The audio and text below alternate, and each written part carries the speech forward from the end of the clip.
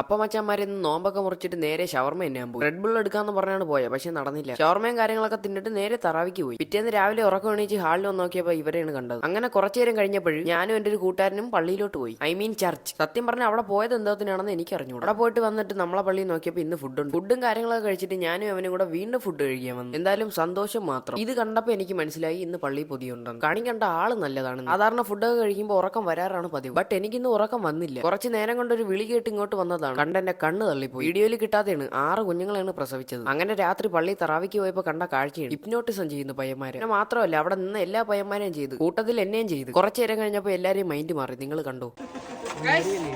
നിങ്ങൾ പലതരം എറിപ്പുണ്ടാവും. മാങ്ങയ്ക്കുള്ള എറി.